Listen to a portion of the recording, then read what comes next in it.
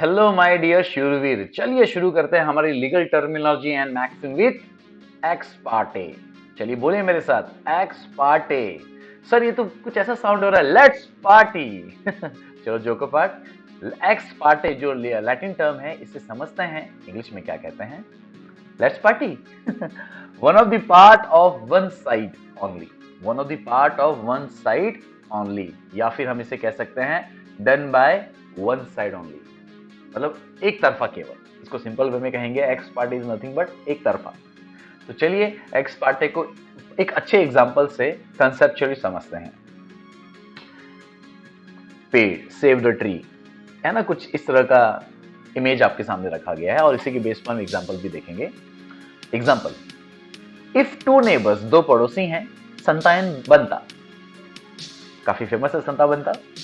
If two neighbours, संतायन बनता, disagree over whose property a tree stands on, मतलब संता बोलता है मेरी प्रॉपर्टी है, बनता बोलता है मेरी प्रॉपर्टी है, वगैरह। मतलब दोनों जो हैं एक दूसरे की बात से सहमत नहीं है। एंड संता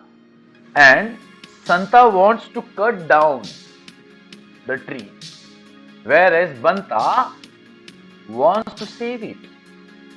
अब यहां पर देखो तो ये डेफिनेटली वेटेज ज्यादा देता है ना।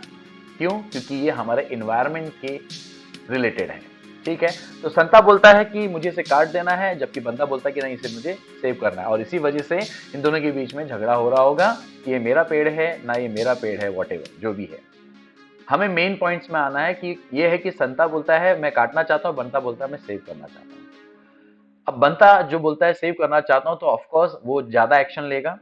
बनता can seek means try, Banta can try an ex parte hearing before a judge, मतलब वो जज के पास जा सकता है और बोल सकता है कि मुझे एक्स पार्टी हियरिंग चाहिए। That means what?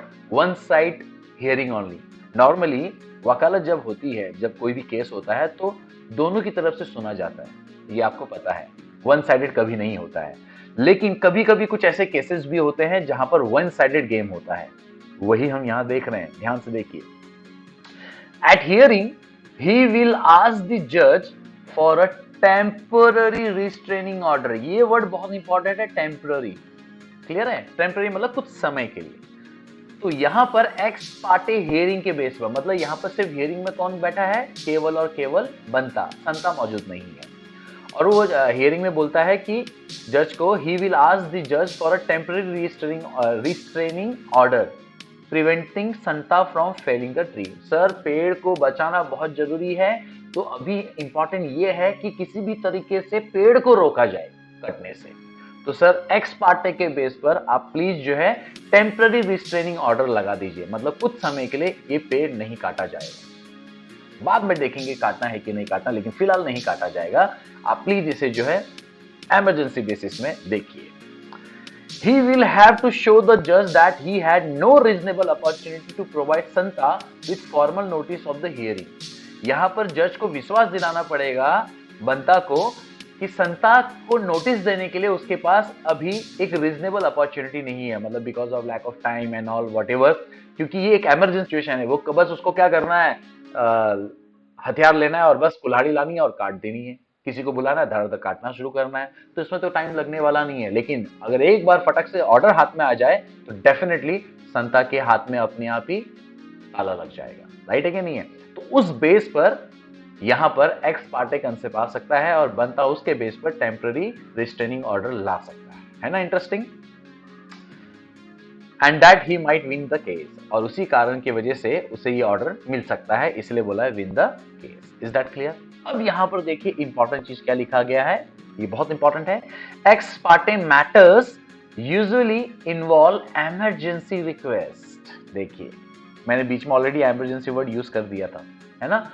इमरजेंसी का मतलब आपको समझ में आना ही चाहिए कि भैया और कोई ऑप्शन नहीं है, यही ऑप्शन मुझे सही लग रहा है और यही ऑप्शन सही है, आप टेम्पररी बेसिस में कुछ तो निजात करा दीजिए। Is that clear?